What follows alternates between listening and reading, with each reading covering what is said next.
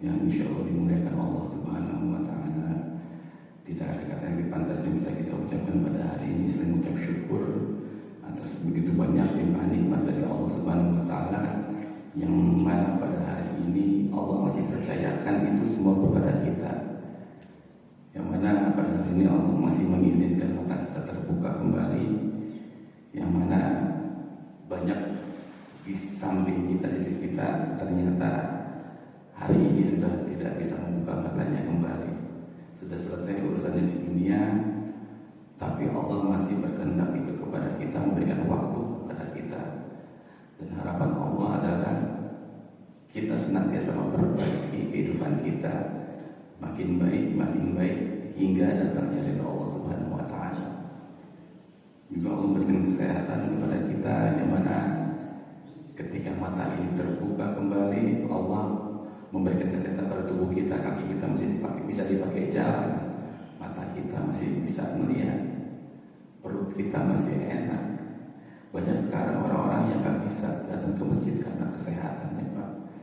Di rumah sakit sekarang orang-orang banyak memohon sama dokter, rela mengeluarkan uang berapa aja. Dokter, berapa aja saya bayar, saya pengen sembuh. Tapi Allah gak berikan itu kepada kita. Nikmat ini nikmat yang sangat luar biasa sekali. Juga atas penjagaan iman dari Allah Subhanahu wa Ta'ala, yang mana pada hari ini ketika azan dikumandangkan, seruan-seruan majelis taklim diserukan, dimudahkannya hati kita, untuk datang ke masjid, untuk melangkahkan kaki kita. Dan semoga atas apa yang bapak-bapak ibu-ibu usahakan pada hari ini akan mendatangkan keridhaan Allah Subhanahu wa Ta'ala. Juga salam kita memohonkan kepada Allah agar senantiasa dilimpahkan kepada junjungan kita Nabi Muhammad Sallallahu Alaihi Wasallam, juga kepada para keluarganya, para sahabatnya, dan juga kepada orang-orang yang mengikuti sunnahnya hingga hari akhir nanti. Jamaah yang dimulai Allah Subhanahu wa Ta'ala, kita akan melanjutkan bahasan kita tentang kitab Qawabilus Shayyid. Ini kitab luar biasa, kurikulum yang para ulama, ditulis oleh imam yang sangat besar, salah satu imam terbaik yang pernah dimiliki oleh umat Islam, itu Imam Ibnu Qayyim al-Jauziyah. Beliau melanjutkan tentang bab sabar. Perlu kita ketahui bahwa hidup kita ini gak akan pernah lepas dari yang namanya ujian, gak akan pernah bisa. Kata Allah, "Alladzi khalaqal mauta wal hayata liyabluwakum ayyukum ahsanu amala." Allah yang menciptakan mati, Allah yang menciptakan hidup, dan dinamika di antara keduanya itu untuk apa? Untuk menguji kita. Dan itu ujian, itu sebuah keniscayaan, hal yang gak akan pernah bisa kita hindari. Maka ketika diuji, kata beliau Al-Imam Ibnu Qayyim, ketika diuji, harapannya Allah menjadikan kita manusia yang sabar. Nah, rukun sabar apa aja? Ya, pertemuan yang lalu sudah bahas. Sabar itu menahan hati kita untuk nggak terima, menahan hati untuk marah atas takdir yang Allah berikan kepada kita, menahan hati agar nggak lelah, menahan hati agar nggak merasa jenuh, menahan hati agar nggak putus asa dari ujian yang Allah berikan kepada kita. Lalu yang kedua, rukunnya apa saja? Menahan lisan. Tahan lisan kita, tahan untuk mengungkapkan seluruh hati kita kepada orang-orang, menyalahkan orang, bahkan kita suka sesumbar. Capek hidup gini-gini aja. Kenapa sih? Asal ujian itu gak beres-beres. Karena mengungkapkan seluruh isi hati adalah hal yang tidak selaras dengan sabar. Gak tenang. Karena untuk mendapat ketenangan itu bukan dengan curhat, bukan dengan mengungkapkan seluruh isi hati. Ketenangan Allah sudah sampaikan dalam surat Ar-Ra'd ayat 28. Ana bidzikrillah tatma'innul qulub. Hanya dengan mengingat Allah hati jadi tenang. Jadi bukan dengan curhat hati jadi tenang, bukan dengan nyalah-nyalahin orang hati jadi tenang. Untuk mendapatkan ketenangan hanya dengan mengingat Allah, maka hati jadi tenang. Dan bukan juga dipendam sendirian, curhat sama Allah, cerita sama Allah. Itu adalah konsep manusia-manusia terbaik. Nabi Yakub harus kehilangan Nabi Yusuf. Penyebabnya anak-anaknya yang lain. Lalu apa Nabi Yusuf bilang? Dalam surat Yusuf ayat 86 Allah berfirman, "Innama ashku bathi wa hudni ilallah." Sesungguhnya hanya kepada Allah lah aku mengadukan kesusahan dan kesedihanku, kata Nabi Yusuf. Sesungguhnya hanya kepada Allah lah aku mengadukan kesusahan dan kesedihanku, bukan kepada manusia. Menampak-nampakkan kesedihan kita, bukan. Pengen dikasihanin orang, pengen ditolong orang. Nabi Zakaria sampai tuanya pengen punya anak, enggak punya anak. Ketika ditanya oleh istrinya, "Wahai suamiku, kenapa kamu tidak meminta kepada Rabbmu? Engkau kan seorang nabi." Apa beliau bilang? "Sesungguhnya aku malu." Gak pernah minta, memang gak mau minta, malu atas nikmat-nikmat tersebut yang sudah Allah berikan kepada beliau. Lalu pada akhirnya beliau berdoa kepada Allah. Qala rabbi inni wahana al-'azmu minni washta'ala ar-ra'su syaiba wa lam akun bi du'aika rabbi syaqiyya. Ya Rabb, tubuhku ini udah lemah, rambut-rambutku ini udah putih,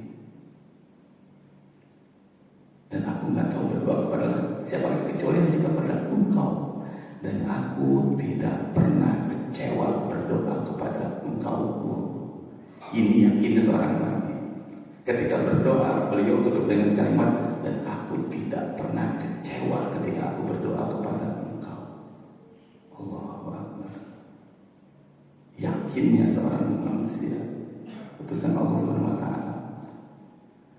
Kadang di antara kita ketika berdoa, kita aja ragu dengan Allah, bisa ngasih apa enggak gitu. Dikasih enggak ya? Ada keraguan. Pantas kadang doa kita tuh enggak diijabah, hati kitanya sendiri enggak pernah yakin sama Allah. Dapat apa enggak, dikasih apa enggak. Nabi Zakaria bilangnya apa? Dan aku tidak pernah kecewa berdoa kepada Engkau ya Allah. Hanya menggantungkan diri kepada Allah Subhanahu wa Ta'ala.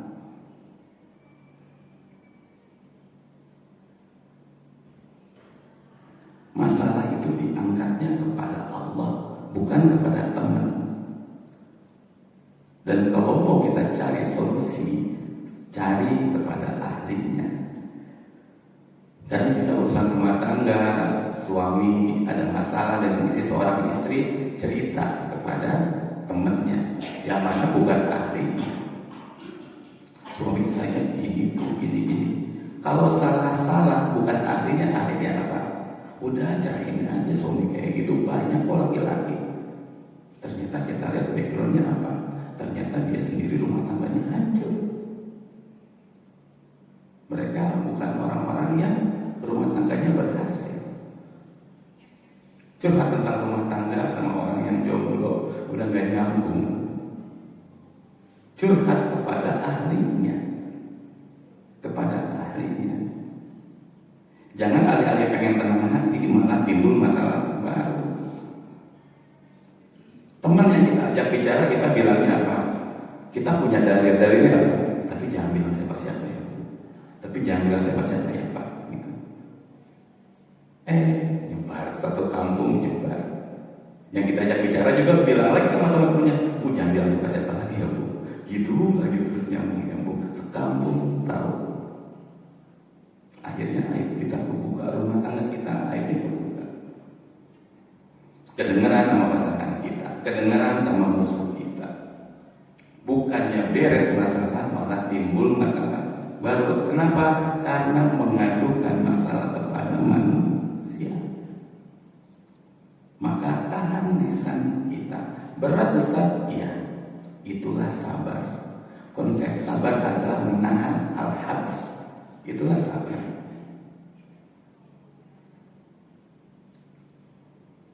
Yang ketiga, tahan anggota tubuh ini agar tidak maksiat kepada Allah. Jadi ketika kita marah, nggak ada tuh banting-banting HP, nggak ada tuh banting-banting gelas, banting-banting piring, banting-banting pintu, ngegas sampai kencang ketika lagi marah. Kalau sama anak kita bikin kesel, nggak ada tuh tangan mukul-mukul. Sama istri kesel, nggak ada tuh tangan mukul-mukul.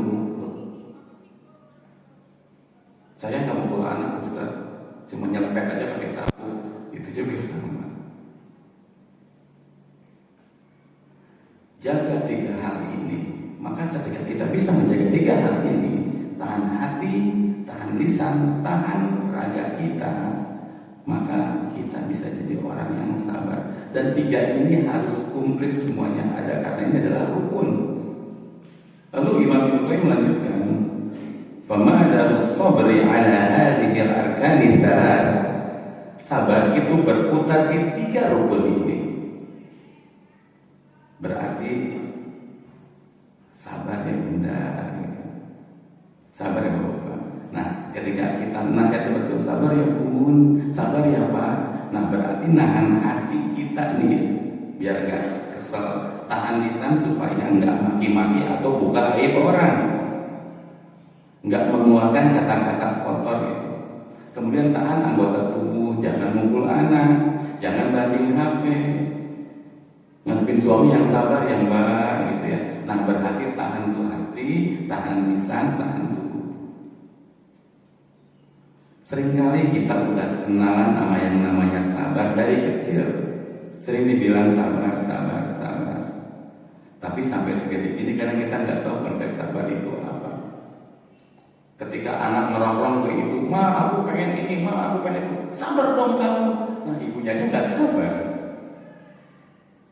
Ibunya aja nggak ngajar kesabaran. "Sabar dong, bapak lagi kerja. Sabar, mama lagi masak." Kitanya aja tuh bentak-bentak. Sabar apa yang kita ajarkan kepada anak-anak ketika seperti itu? Lalu kita lanjutkan keterangan ulama kita Ibnu Qayyim, kenapa harus melakukan rukun-rukun itu? Kenapa harus kita lakukan? Fa idza qama bil 'abd, dan apabila seorang hamba bisa mendirikan ini, karena yang bagi sebagaimana yang dicontohkan oleh para ulama, in qalabatul mihnatu fi haqqihi minha wastahalatil bariyatu 'aliyah wa sharal makruhu mahbuban, maka ujian itu akan berubah menjadi sebuah kenikmatan. Musibah bisa berubah menjadi anugerah, dan hal yang kita benci akan menjadi hal yang kita cintai. Ini kaidah jemaah. Kalau kita bisa menjalankan itu, kata Imam Ibnu Qayyim, ini imam besar, ulama terbaik di bidang ini, kita akan bisa merubah keadaan yang kita nggak suka menjadi hal yang kita cintai. Ada orang curhat, bagaimana? Aku capek Pak, aku capek Bu, udah gak kuat lagi. Maka kasih tahu yang harus dilakukan adalah kuatkan 3 hal ini. Tahan jiwa kita, tahan lisan kita, tahan anggota tubuh kita. Lalu ya bagaimana Allah merubah itu semua? Allah akan merubah itu semua.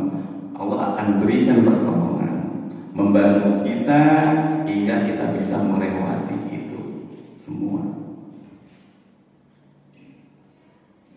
Bapak-bapak, ibu-ibu, yang mesti kita pahami, kadang kita gak suka sama orang, kita kesal sama suami kita kesal sama istri kita.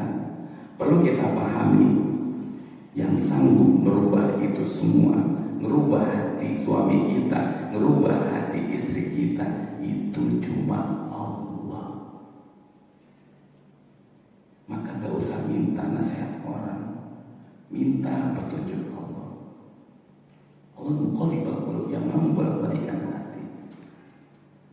Yang sanggup merubah hati anak-anak kita itu Allah. Bapak-bapak, ibu-ibu pernah nggak ngerasa punya masalah tapi kayaknya Allah kok nggak nolong gitu? Suka gitu, ada putus asanya. Kok Allah nggak nolong gitu? Kita putus asa, serasa masalah itu nggak pernah berhenti gitu. Pernah Bu ada di posisi itu Bu? Ya. Ada masalah kayaknya kok nggak berhenti masalah. Saya tanyakan Bu, ketika dalam posisi itu Ibu laksanakan 3 hal ini kan? Bapak-bapak laksanakan 3 hal ini kan? Kalau tidak, wajar masalah nggak beres-beres. Kita masih sering menolak takdir yang Allah berikan kepada kita, sering marah sama Allah. Hati kita kesal sama ketetapan Allah. Kalau anak kita bikin kesel terus, disuruh sholat susah, disuruh belajar susah. Bahkan ada orang tua sampai update status kesel sama anaknya. Pernah ditanya, dia curhat langsung, Ustaz, capek ibu udah rumah hesek pisan diberinya mana? Susah banget. Saya cuma tanya, Anda kesal sama anak, pengen anak berubah, banyak mana antara marah dengan ngedoain? Kebanyakan marah. Wajar anak gak berubah-berubah. Doanya aja kita gak pernah. Bawaannya kesal terus. Ibu-ibu kesal sama suaminya, bawaannya dendam terus. Ibu pengen suami ibu apa? Baik-baik. Doain, jangan banyak marah-marah. Karena kita sendiri yang ternyata hati kita ini sedikit, bahkan ada yang rusak hati. Kalau kita pengen orang berubah, lalu kenapa nggak minta sama yang punya suami kita, anak kita, teman kita, supaya Allah merubah hati mereka? Kalau ingin mereka baik, kenapa harus diperbaiki dengan amarah, dengan benci? Justru itu akan memperburuk keadaan justru. Seringkali kita salah menghadapi, mensikapi hal ini. Suami kita bikin salah sama kita cuekin, kita diem, malah benci, kesel, sampai ada orang yang suaminya meninggal masih dendam sama suaminya.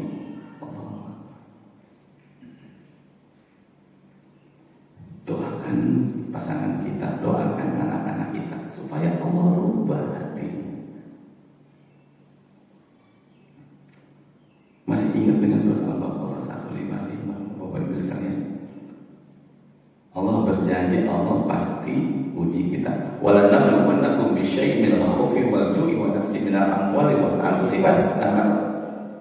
Ayat-ayatnya apa? Wa basyiris sabirin. Berilah kabar gembira kepada orang-orang yang sabar, kata Allah Subhanahu wa taala. Ketika diberikan situasi berupa ketakutan, wala nabluwannakum bisyai'in minal khaufi, Allah akan uji kita dengan sedikit ketakutan. Akan ada fase dalam hidup kita di mana kita takut nggak berhasil, takut gagal, takut ketemu, takut ini, takut itu. Allah akan uji kita dari sisi aman kita. Ketika Allah berikan rasa takut kepada kita, artinya Allah sedang mencabut rasa aman kita. Kayak kemarin COVID, ketemu orang takut, bahkan seorang anak ketemu orang tuanya takut. Ketika takut apa? Allah sedang cabut rasa aman kita.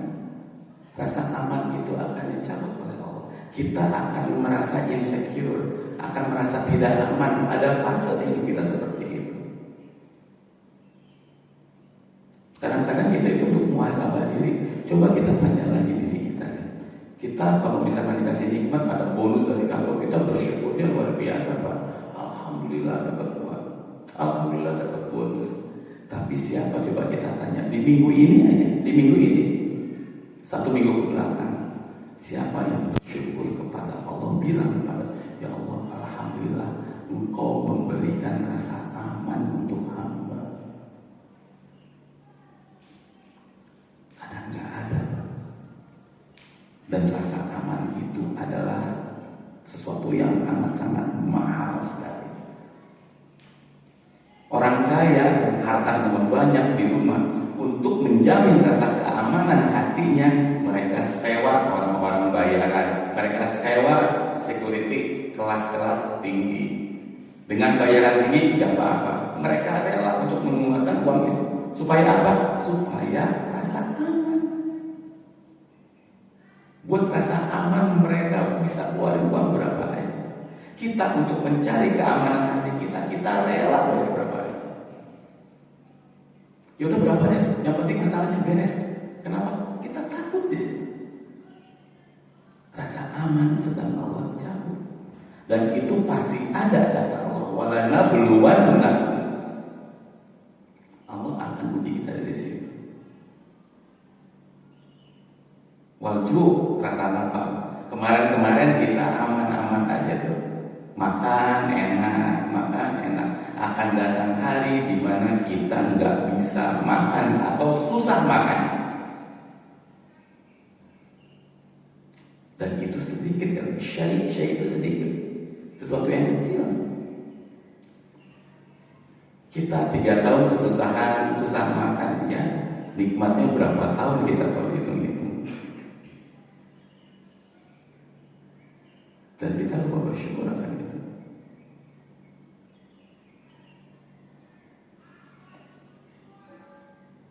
Wanaksimnal amwal, akan ada fase dalam hidup kita di mana kita akan kekurangan harta. Tahun lalu kita umroh gampang, haji gampang, umroh tiap tahun, jalan-jalan ke luar negeri bisa, beli emas gampang, investasi emas. Tahun ini kita jualin harta kita untuk bertahan hidup. Habis harta. Akan datang fase di mana hidup kita akan kekurangan harta, pasti. Wal anfus, jiwa, kekurangan jiwa kita artinya apa? Kita ada yang bikin hati kita tergoncang, entah itu sakit. Kita nggak sakit, pasangan kita sakit. Pasangan kita nggak sakit, anak kita sakit. Ibu kita meninggal, anak kita meninggal, pasangan kita meninggal, tergoncang jiwa kita. Akan ada kata Allah Subhanahu wa Ta'ala. Itu ujian bukan? Ujian. Musibah bukan? Musibah. Maka yang dapat mengubah ujian jadi kegembiraan kata Allah Subhanahu wa Ta'ala, jadi kebahagiaan, jadi kebaikan adalah kesabaran. Cuma sabar yang bisa bikin ujian jadi kebahagiaan. Ini ayat menggambarkan bahwa kita bisa bahagia di tengah-tengah musibah, di tengah-tengah kelaparan, lagi nggak punya uang, lagi sakit, kita bisa tenang hati. Kita bisa lihat orang-orang yang kena musibah, bapak-bapak ibu sekalian, dan kita lihat, ya Allah, bisa-bisanya dia tenang lagi ngadepin ujian itu. Kok bisa tenang banget dia tenang? Sabarnya luar biasa.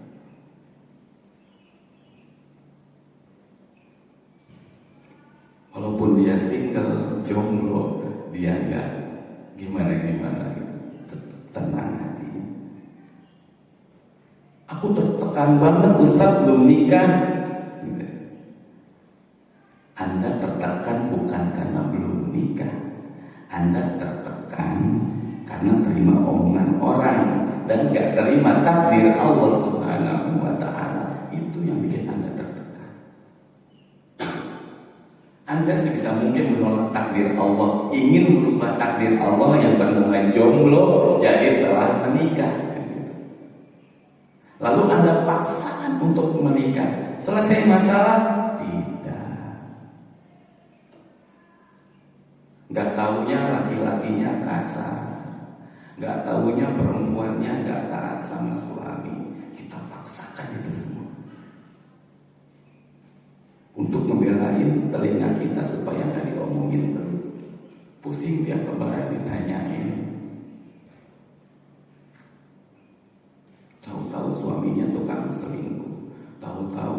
istrinya tukang main keluyuran. Akibat kita nggak sabar. Kita tertekan dengan keadaan di mana tetangga semua punya uang, gampang ganti mobil, gampang beli perhiasan, gampang beli baju, gampang beli kendaraan. Dia tertekan karena malu, hatinya nggak terima. Kok tetangga kita bisa, saya nggak bisa. Sementara sabar konsepnya apa? Tahan hati. Nahan hati ini dari nggak terima ketetapan Allah. Jadi tetangga ganti mobil kita nggak usah meriang.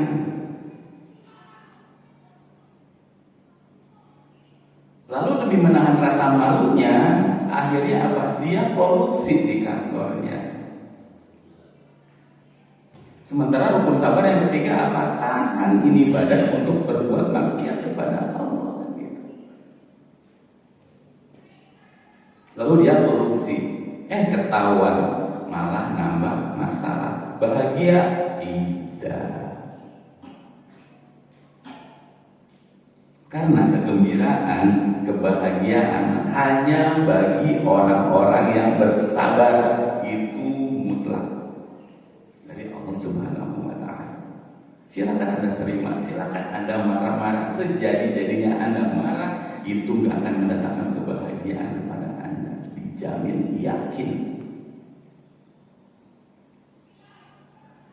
Imam An-Nawawi rahimahullah ta'ala, beliau meninggal dalam keadaan belum nikah, Bapak-bapak Ibu sekalian. Dan kita yakin dia lebih bahagia daripada kita. Kitabnya dibuka sampai detik ini.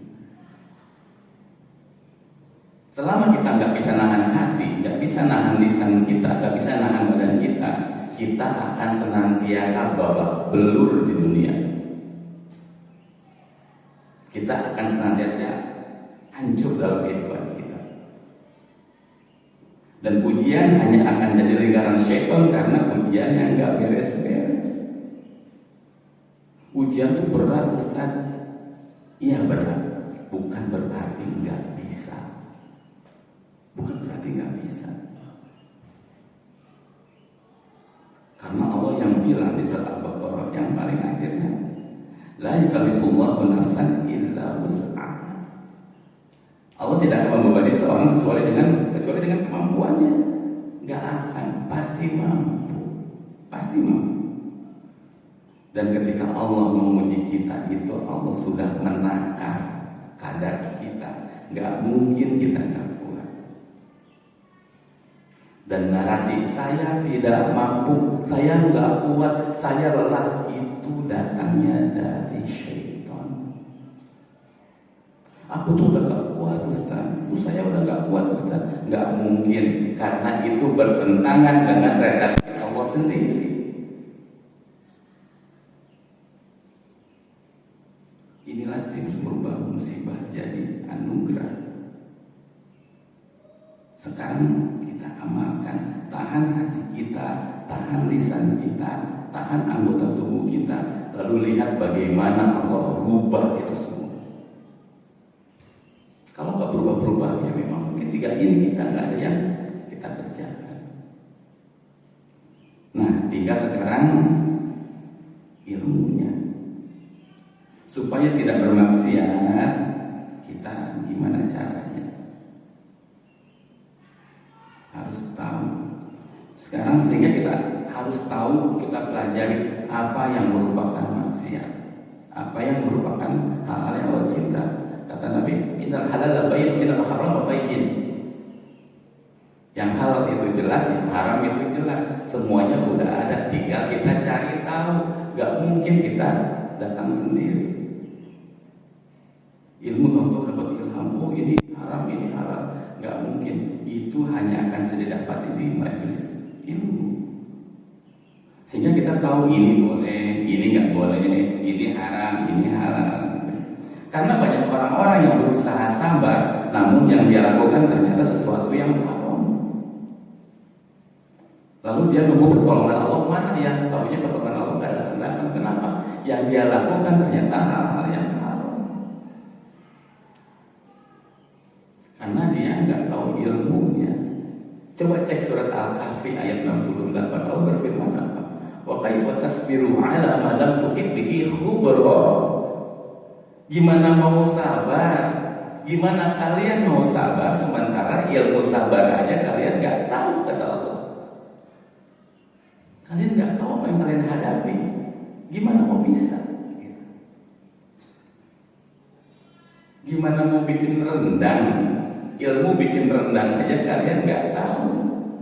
Gimana mau bikin donat? Ilmu bikin donat aja kalian nggak tahu. Yang ada bantet gitu kan? Salah-salah. Ilmu. Makanya banyak orang yang alih-alih berusaha untuk sabar, bapak-bapak sekalian, berusaha untuk sabar, tapi makin sabar, berusaha makin sabar, dia makin stres, bahkan ada yang gila. Karena dia nggak tahu ilmunya. Lalu kenapa Ustaz ada yang bunuh diri? Dia nggak tahu ilmunya.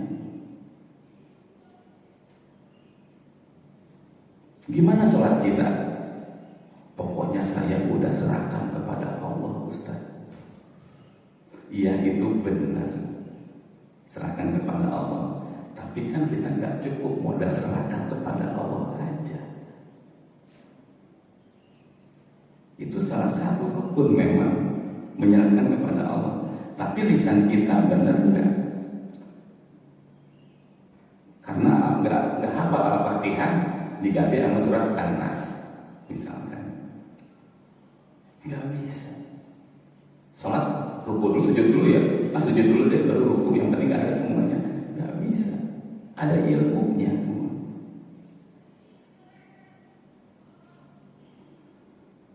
Badan kita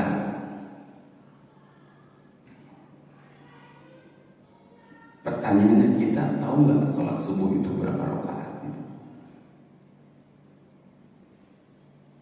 Ketika tadi tanya, Bu, tadi sholat subuh berapa rakaat? 3 rakaat, Ustaz. Itu kan 2 harusnya gitu. Taunya 2 dari mana? Ilmu. Tadi saya 3 rakaat, Ustaz, gak apa-apa deh, saya serahkan aja sama Allah. Gak bisa. Memang serahkan ya, tapi ilmu dulu baru serahkan kepada Allah. Ketika diuji, udah pokoknya serahin aja sama Allah, biar kena ajalnya aja, katanya kayak gitu. Justru kita kadang di situ nggak sadar, kita nyumpahin orang, melaknat orang supaya diazab. Nggak bisa kita puasa Ramadan dengan sekedar menyerahkan kepada Allah. Harus tahu ilmunya dulu. Jangan azan subuh baru sahur kan gitu. Jangan asar udah buka, nggak bisa. Semua ada ilmunya. Maka kita juga nggak akan pernah bisa sabar kalau kita nggak ngaji. Nggak akan pernah bisa sabar kalau kita nggak nuntut ilmu. Kita kalau mau nuntut ilmu, maka bisa tuh merubah ujian dan jadi kebahagiaan. Hanya dengan menuntut ilmu, merubah musibah jadi nikmat, merubah kebencian jadi cinta. Kalau mau contoh kesabaran yang benar itu kayak gimana? Lihat Pak, sholat kita. Apakah sholat bisa ditunda ketika sakit? Enggak. Kita walaupun sakit di rumah sakit, kita harus tetap sholat. Walaupun sakit, walaupun kita nggak bisa bangun, sholat itu wajib. Ketika musibah, apakah sholat kita bisa pending dulu? Tunggu dulu, saya nggak sholat dulu. Kenapa?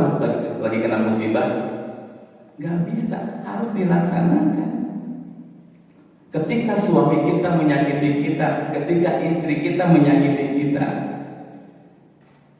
apakah kita bisa tunda sholat kita, Bu? Pak? Nggak bisa. Kenapa Bu nggak sholat? Suami saya nyakitin saya nggak sholat dulu. Istri saya nyakitin saya nggak sholat dulu. Nggak bisa, harus tetap dilaksanakan. Walaupun lagi ringsek hati kita, lagi ringsek badan kita, kita harus sholat. Lagi sakit, lagi susah, lagi tertekan, dengan nggak sholatnya dia, maka itu akan menambah kekacauan hidupnya, akan menambah kerusakan-kerusakan yang ada. Makanya lagi sakit, lagi susah, lagi tertekan, dia harus tetap sholat, harus tetap taat sama Allah Subhanahu wa Ta'ala. Makanya orang-orang yang hatinya tetap taat kepada Allah ketika lagi diuji, lagi sakit, itulah orang-orang yang sabar. Hatinya nggak curangin cintanya kepada Allah. Hatinya nggak bisa. Makanya ini rukun sabar apa ya? Tahan hati agar nggak marah, agar tetap taat sama Allah. Tahan lisan agar senantiasa memuji Allah walaupun lagi diuji. Tetap lisan ini muji-muji Allah. Dan tahan raga kita agar tidak bermaksiat kepada Allah. Dan apa coba Bapak-bapak Ibu gambaran 3 hal ini? Itu hanya ada di sholat. Walaupun lagi ujian kita tetap sholat. Makanya orang yang lagi ringsek hatinya, lagi diuji, dia tetap sholat. Tidaklah orang-orang yang mendirikan sholat ketika sedang diuji, dia adalah kecuali orang-orang yang cinta kepada Allah, cintanya kepada Allah tidak tergantikan. Rumahnya hancur, istrinya mengkhianati, pasangannya mengkhianati, dia sholat, ingat terus sama Allah. Kedua, tidaklah orang yang sedang diuji oleh Allah, walaupun hatinya hancur, dia gak pernah ngejelek-jelekin orang, gak pernah dia jalan-jalanin orang, gak pernah nyumpah-nyumpahin orang. Dia senantiasa memuji Allah. Laqad Allah, ini udah takdir Allah. Dan memuji. Dan tidaklah orang yang sedang diuji akan sabar kecuali orang-orang yang menahan raganya untuk tidak bermaksiat kepada Allah. Nggak pergi ke diskotik, nggak kemana minum-minum dan lain-lain.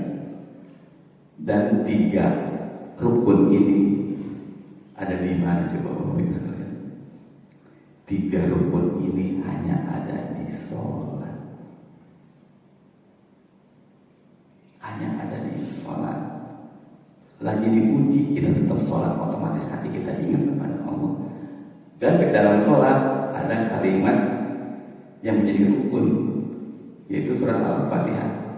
Ayatnya apa? Alhamdulillahirabbil alamin. Lagi ujian dulu, lagi diuji, lagi hancur hati, kita bilang apa? Segala puji bagi Allah, Rabb semesta alam. Pujian senantiasa bilang Allah Akbar, Allah yang Maha Besar. Dan raga kita sholat hanya akan melakukan gerakan apa yang diperintahkan oleh Allah Subhanahu wa Ta'ala, yang diajarkan oleh Nabi kita sallallahu alaihi wasallam. Semua teratur, ada takbiratul ihramnya, rukunya, sujudnya, tetap on track. Makanya Allah bilang dalam Al-Quran, wasta'inu bis-sabri was-shalah. Minta pertolongan kepada Allah dengan sabar dan sholat. Kalau hati ini udah gak sanggup nahan, udah kesel, sholat. Karena sholatlah yang bisa nahan kita tetap sabar gitu. Hanya sholat yang bisa nahan kita, hati bisa terpaut sama Allah, lisan kita terpaut sama Allah, dan gerakan tubuh ini terpaut sama Allah. Kalau ini udah gak kuat, sholat. Kita berusaha sabar-sabar, udah gak kuat, sholat terus. Wasta'inu bis-sabri was-shalah. Ini konsepnya. Karena sabar itu ada dalam sholat. Hati kita terpaut, lisan kita terpaut sama Allah, gerakan tubuh kita terpaut, dan itu adalah rukun dari sabar. Makanya orang udah gak kuat, wudu, sholat. Hanya dengan cara itu. Tapi kan ini Allah yang bilang langsung dalam Al-Quran. Memang gak sesuai dengan hawa nafsu kita, tapi cek deh, tahan kesabaran kita, perjuangkan kesabaran kita. Gak kuat sholat dan lihat apa pertolongan Allah Subhanahu wa Ta'ala. Dan orang-orang sekarang yang sukses, saya mau tanya ketika bapak-bapak ibu sekarang yang sukses, yang punya perusahaan maju, punya usaha dagang bagus, karirnya bagus di kantor. Saya tanya satu, bapak-bapak ibu-ibu, ngedapetinnya mudah? Enggak. Ketika ditanya, Pak, ini perjuangan gimana bapak punya perusahaan? Waduh, kalau mau diceritain Pak Ustaz, saya udah nangis, udah ketipu, udah kan gitu. Pak, kok bisa di jabatan sekarang, kok bisa ini banget? Ya Allah Ustaz, saya mah disikut-sikut teman, yang tadinya teman jadi ikut saya pernah difitnah, tapi pada Allah, saya manajer sekarang gitu. Semua aja ada ujiannya. Lalu kalau kita bisa sabar untuk urusan dunia, kenapa kita nggak bisa sabar untuk urusan akhirat gitu? Untuk dunia aja sesuatu yang besar harus diperjuangkan. Buat ngedapetin ini, hujan gak apa-apa, hujan juga saya tahan. Nah itu bisa diperjuangkan. Kenapa sabar gak bisa diperjuangkan? Yang mana ini baik untuk akhirat kita. Untuk dunia kita rela mati-matian. Masa untuk Allah kita gak rela mati-matian? Kita rumah kita bela-belain beli kredit 300 juta, 700 juta, 1 miliar kita beli. Kita cari bank mana yang bisa membiayain. Haji kita belum. Yang mana rukun Islam itu nggak ada rukun beli rumah duluan, haji dulu. Itu rukun Islam kan? Mobil kebeli 100-200 juta kebeli, haji belum kita mati. Ditanyain, Pak, Bu, kenapa belum haji? Sementara itu rukun. Kita tahu rukun satu gagal, hancur semua.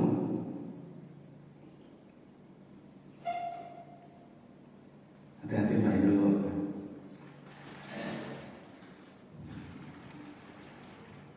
Itu kita sering ngebelain hal yang salah. So coba deh, motor 50 juta kita bela-belain, haji gak kita bela-belain Pak? Punya hujah apa kita di hadapan Allah nanti? Ini penting. Seberapa besar cinta kita kepada Allah. Kita dari sini sekarang ini hujan besar Pak, hujan besar sekarang. Saya tanya Pak, mau nggak Bapak sekarang ke Botani deh, naik motor hujan-hujanan? Ngapain? Nggak, ke Botani aja. Pasti nggak mau, ngapain? Bisa sakit. Yang ada memori yang Ustaz gitu. Sekarang hujan-hujanan ke Botani kan gitu. Sekarang beda Bapak. Bapak sekarang di sini lagi hujan besar. Anak Bapak dan anak Ibu telepon, Pak, Bu, adek takut, uang adek hilang, nggak punya ongkos buat pulang. Ini nggak ada yang jemput, adek takut, adek nggak punya uang. Berangkat nggak Pak, Bu? Berangkat kita. Berangkat jemput anak kita. Kenapa? Kita cinta sama anak kita. Kita nggak mau ada apa-apa sama anak kita. Mau hujan, mau badai, kita belain, kita berangkat. Itulah cinta. Katanya tadi nggak mau karena sakit, udah nggak peduli lagi sakit. Memang sakit nggak apa-apa, yang penting anak saya selamat. Gitu. Nah kalau sabar aja kita bilang susah, lalu cinta kita kepada Allah di mana? Pembuktian cinta kita kepada Allah di mana? Sementara Allah minta sabar. Karena sabar itu bukan tentang sanggup-sanggupan, bukan tentang kuat-kuatan, bukan tentang siap gak siap. Sabar itu perintah. Suka gak suka, lagi ringsek hati, lagi senang hati, laksanakan. Sabar itu perintah, ikhlas itu perintah. Aduh berat banget ya Ustaz buat ikhlas. Ini bukan masalah berat, bukan masalah belum siap, ini perintah. Lalu kalau kita bisa ragu, bisa nggak mau menjalankan perintah dari yang kita cintai katanya, lalu cinta kita di mana? Seperti dalam keadaan hujan besar, anak kita bilang, Pak, aku takut jemput dong, aku nggak punya uang aku hilang. Ya udah tunggu aja hujan, nanti jalan kaki aja. Kita tega kalau jadi orang tua. Kita nggak cinta sama anak kita. Istri kita bilang, Papa jemput, Mama, uang Mama hilang, dompet Mama hilang di pasar. Ini bawa-bawaan Mama banyak Pak di pasar. Jemput atau Pak? Jalan aja sendiri, saya menyuruh ke pasar gitu. Berarti kita nggak cinta sama istri kita. Nggak mau Aduh mah capek mah, papa baru pulang kantor, mama cari apa kayak tumpangan kayak mana sini. Kita nggak cinta sama istri kita. Yang kalau bilang sabar itu capek, itulah berarti kita nggak cinta sama Allah Subhanahu wa Ta'ala. Maka kita harus pastikan benar nggak sih kita cinta kepada Allah. Dan cinta itu hanya bisa dibuktikan dengan pengorbanan. Walaupun badan capek, hati rusak, hati ringsek, kalau memang itu yang bikin cinta Allah kepada kita turun, rahmat Allah kepada kita turun, laksanakan. Siap nggak siap, suka nggak suka, karena tujuannya Allah hanya ingin kita bahagia. Justru ingkarnya kita akan menambah kerusakan dalam hidup kita, akan menambah siksa kita di akhirat, dan pembuktian cinta kita itu nggak ada di hadapan Allah Subhanahu wa Ta'ala. Semoga Allah senantiasa mengganjar kita dengan kesabaran, dan semoga Allah menerima kesabaran kita dan ridho terhadap hidup kita, dan semoga Allah menjadikan kita termasuk ahlul jannah, yang mana kita masuk dan semua malaikat menyambut kita dengan sebutan silakan masuk. Ini adalah buah dari kesabaran kalian. Itu adalah sambutan dari para malaikat buat para ahli surga. Kalau itu adalah sambutan yang sangat indah dari para malaikat, lalu kenapa kita masih berat menjalankan itu?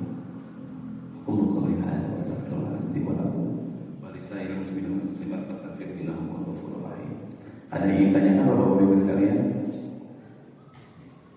terkait materi tentang kesabaran? Ini bab yang sangat panjang sekali tentang sabar ini, karena ini luar biasa banyak manusia gagal di hari ini. Ngerasa ujian gak beres-beres, kunaonnya Ustaz asa ujian di diri. Ya kita remedial lagi masalahnya. Ada yang tanyain Bapak Ibu sekalian? Ibu-ibu ada Bu? Ibu-ibu mah ahli sabar semua insya Allah.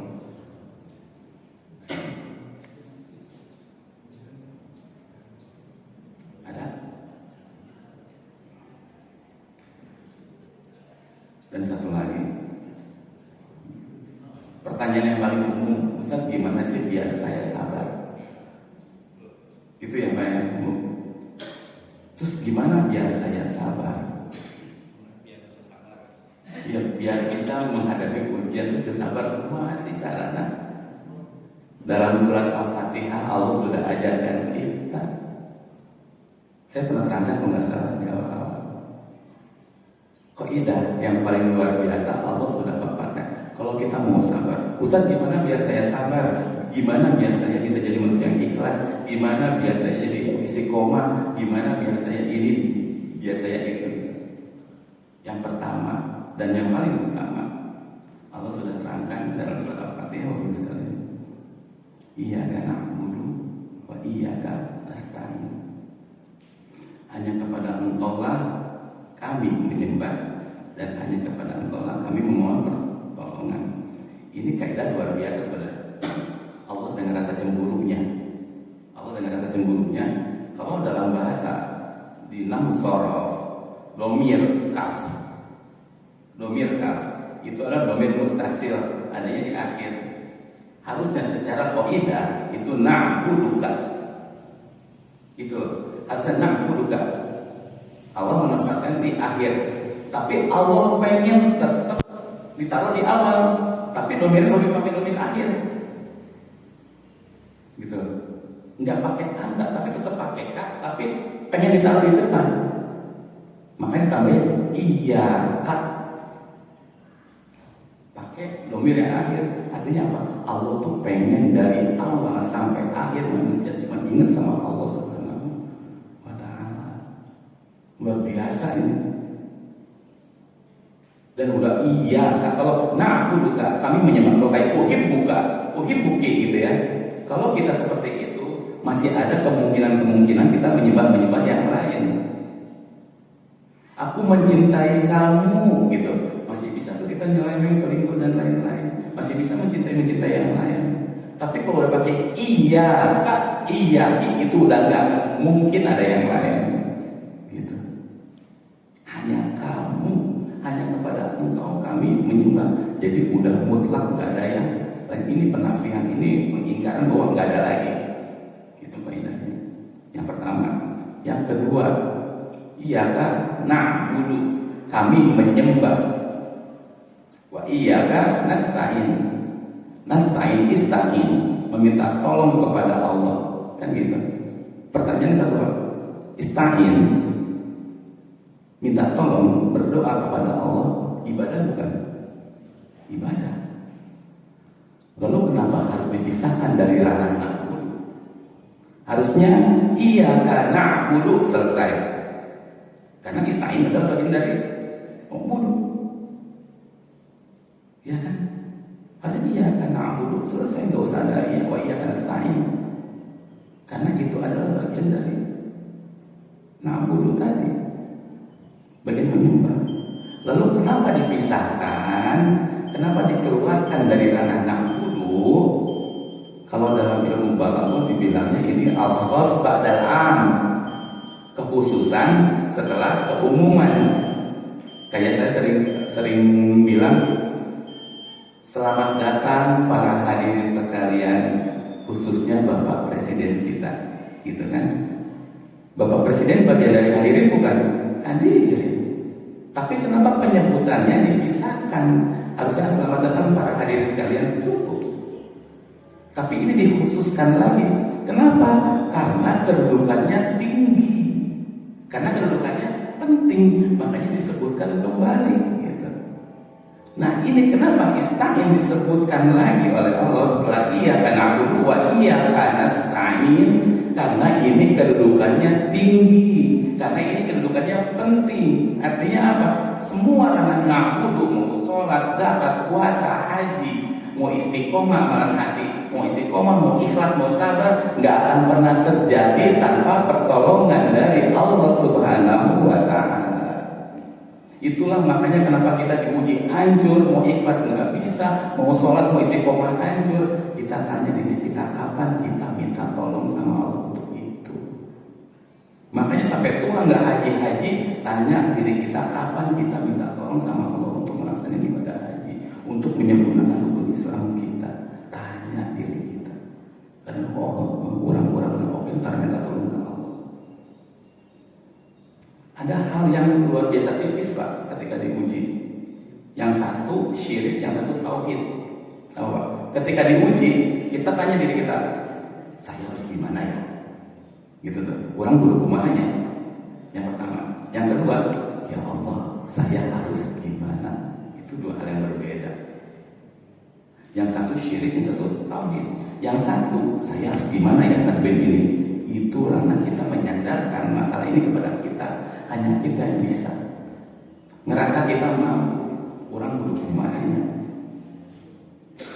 Tipis Pak ini. Kita nanya diri kita dengan berdasarkan kemampuan kita. Beda dengan ya Allah, saya harus gimana? Itu tauhid. Itu tauhid. Makanya ketika ada ujian apapun itu, tanyanya sama Allah, ya Allah saya harus gimana? Jangan tanya diri sendiri, saya harus gimana? Orang berhubungannya, pantas nggak ada pertolongan Allah. Kenapa? Kita nggak pernah minta tolong kepada Allah. Jadi kalau kita mau sabar, mau ikhlas dan lain-lain, mau ibadah minta istiqomah, minta kuat, minta dijaga dari setan dan lain-lain, maka minta tolong kepada Allah Subhanahu wa Ta'ala. Semoga itu bisa jadi manfaat, dan maaf apabila ada penyampaian yang kurang berkenan. Insya Allah nanti pada hal yang perlu ditanyakan silahkan ditanyakan. Insya Allah nanti ada sarapan itu Ustaz ya. Insya Allah ada kopi di depan, kita ngopi-ngopi bareng, minum teh bareng, bisa ngobrol nanti insya Allah.